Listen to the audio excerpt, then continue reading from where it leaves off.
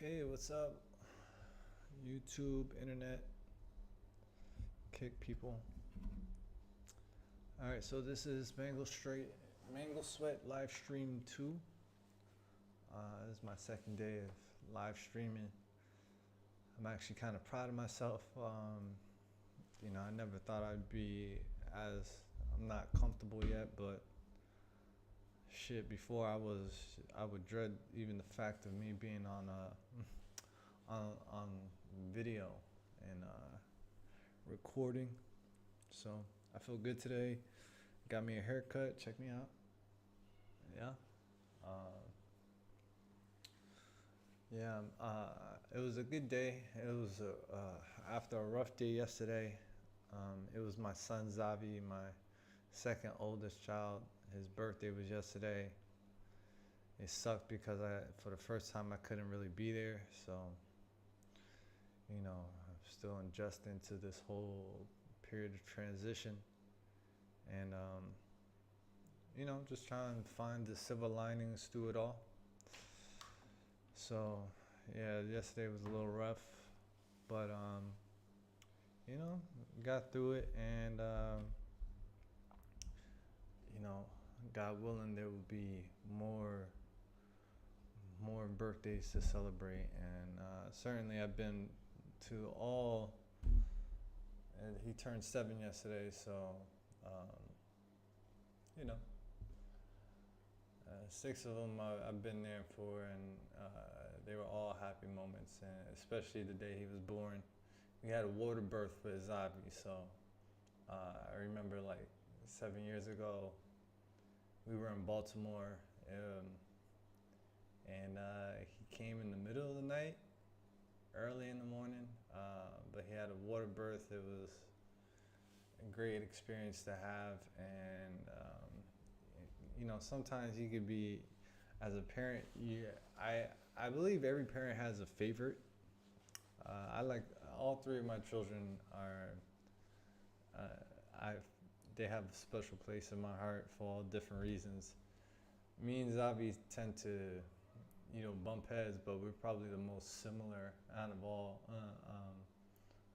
all my children. So, I really, and sometimes he could just be my favorite. Honestly, he's the rawest and might be the most intelligent out of all 3 of my children. But he is quite an individual. He is his own person, and sometimes that can be the most difficult thing about him, but I also think it's probably the best thing about him as well. So shout out to Zavi. I named him after me, so my grandmother used to call me Zavi. She's Puerto Rican, so I gave him that name to carry on the tradition of difficult individuality. Let's just call it that. So, but today was a good day. I got me a haircut. As you can see, I look good, and I've been thinking throughout this transition. I feel, I've noticed like a lot of men who go through divorce, they end up getting like tattoos or something altered on their body. I only have one. I have this one that I got long ago. I don't regret it, but when I look at it now, and I think about tattoos, I just wish I was more mature to know not to get this one. And it's not even something I necessarily picked. I just allowed the artists at the time to do what they felt. So maybe can sum up where I was in that point in life. Interesting times. I was like 20, 25, 26. So yeah, I might get another one if it works out that way. But I was thinking though, what I seriously have been wanting for a while. I've had locks ever since I was 20 years old. These are my second set of locks. The first set I grew for 11 years, so they were very, very long. I mean, I even cut them several times, and they still were like down to here on me. And so now I'm planning to graduate to Wix. I'm really excited. And today was a good day because I was introduced to someone here in Ghana that could actually do them. I thought that I would have to. There's this one place. I'm about to switch. There's this one place in. Yeah, let's see. How do I do this? There's this one place in Palm Beach, Florida, that is like known for it. See if I can pull them up. They're called Tough Cuts. And so, yeah, I really love these. Let's go on Instagram. My Instagram is disconnects me. I hope I'm connected while I go through all this. Anyway, I'm still learning, figuring out my live stream setup. So yeah, things get slow when you start actually live streaming. That's what I've learned. Things get really slow. I gotta actually click out of this shit. I promise you, these will be smooth. Yeah, and I gotta get a power source.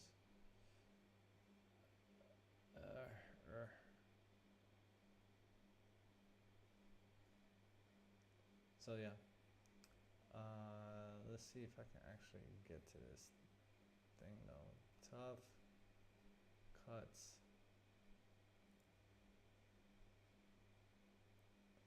Yeah, I'm noticing live streaming is like real difficult when you can't as much. I only have an 8 gigabyte computer, so there's that.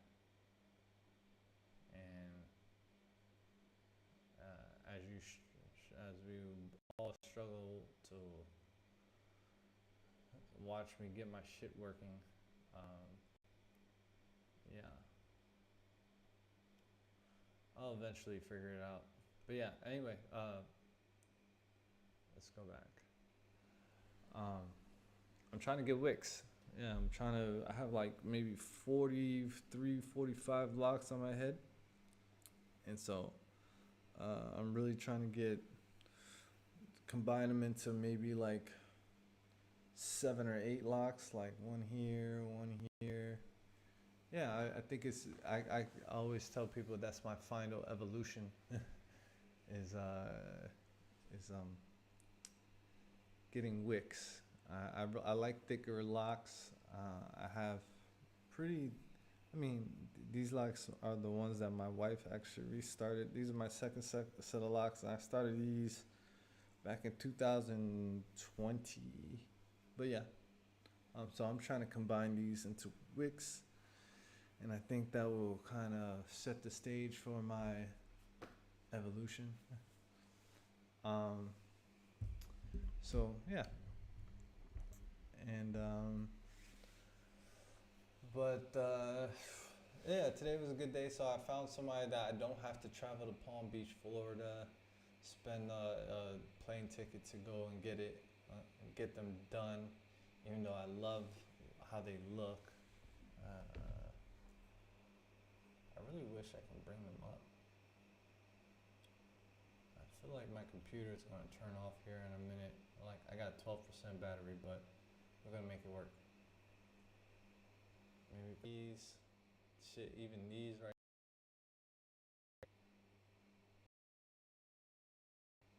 Yeah, that shit is fly. Something like this. Not these. These are too flat for me. I don't like these. What are some ones that I really like? These might be good. Like this. Going from that to that. That'd be cool. Or like these. These might be the perfect ones. I don't don't know what this nigga was doing with his hair, but that is quite a transformation. I'm definitely, yeah, this is what I'm looking for. So I'm hoping, shit, these are almost perfect. Yeah, these are perfect. These are cool. I like these a lot right here. So I'm looking to get those done. I don't know, I'll get them done probably in the next 2 weeks. So that might be a whole stream within its own self. Yeah, actually, these might be it. These are cool. 1, 2, 3, 4, 5, 6. He got about like probably 8 or 9. Yeah, and that's what I'm looking to do on mine. So, next evolution. Every day I'm working towards it. Remember, this is the Mango stream. The MangoSweat, this is a Mango stream where men go to rebuild themselves after setback, loss, or divorce. And, you know, I'm rebuilding in real time. Rebuilding in public, as they would say. So, yeah. Let's see what we got going on here. And so, yeah, so I got my hair cut. That was cool. It was cool to connect with my barbers. They got like a studio, so we're supposed to meet up again next week. And so what did I want to talk today? Oh, but I want to talk today about a conversation I was having with my barber while I was getting my haircut. And so like what is common here, what's common often when I'm talking to people that are, you know, from the continental Africa, from Ghana, they see me, they know I'm an American. Obviously, I can't hide it. As soon as I open my mouth, even before that, like my skin complexion betrays me immediately. And so, but oftentimes, you know, you hear the comment like, "Oh, one day you should take me back to America with you," and it gets annoying, especially after this is my 4th year being here. It gets super annoying. So I'd learned to kind of sidestep those conversations, but you know, every now and again I take a stab at it. I engage in the conversation. And today I was just telling my barber, I was like, "Look, bro, you know, America has changed a lot, and you won't notice it because it's always deemed number one. But America has definitely changed. It used to be that beacon on the hill that everyone looks up to, and I've noticed even outside of America, it still is that. But a lot of it's because of like, you know, just the old reputation that it has as a land of opportunity. And I was telling my barber, like, "Look, man, you know, if you go to America, you might not find the happiness that you think is there for you." And I was trying to get him to see that, like, you know, you have a lot here to be appreciative of. You just haven't seen the other side. It's not necessarily greener on the other side. So that is something that we discussed in large, and it's such a true statement because I come from the continental, the United States Northeast, like D.C., Maryland, Virginia, all the way up to New Jersey, New York, you know. And I was telling him, like, look, one, the financial situation, you think you're going to make more money, and sure, you probably are going to make in absolute value more money. You know, he's a barber. But he doesn't, no one ever, whenever I get presented with this conversation, no one ever really contemplates or considers, like, your expenses are going to go up proportionally, if not even more, than you thought. And you may not live as happy and fulfilling of a life that you lead here. And oftentimes when I bring that up, that is not something that I don't feel it being received quite it's not received quite well. The people wanted you to kind of confirm their suspicions that America is this great gold line city. And I don't want this to sound like American hate, because I do love being an American, and I do, I miss America. I haven't been back in 4 years and 3 months or so, but I'm proud. I'm appreciative of growing up, being born in America, and I understand what privilege that has given me just in my life. Especially as I've come out here and traveled a little bit, I see that there are things that I have that a lot of people are, they don't have, and so. But I also want to, I always feel the need to be real with people that ask me, or start that conversation with me, because I feel like a lot of times no one is telling them the honest truth. You get a lot of people, the Ghanaians that do get a chance to migrate over to America. I feel like when they phone back home and they tell their relatives what they're experiencing, they always sugarcoat it. They're always like, oh yeah, I'm living great, this is like heaven. They always tout all the good things, but really they're struggling. And it's funny because people from America know, like, in New York, in the Bronx, there's a big Ghanaian community there. But anybody that's from America knows that Bronx, New York, it can be probably one of the best places to live, but it can also be one of the worst places to live. Like, I don't know how it is lately, but I just know the Bronx, it has a reputation, and I'll always think, like, when somebody engages with me in that conversation, it's like someone is not telling you the truth, because whoever that is over there is definitely not living the life that you think they're living. So,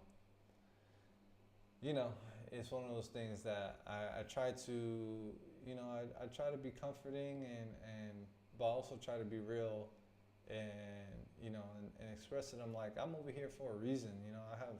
There are definitely some positives towards living in Ghana.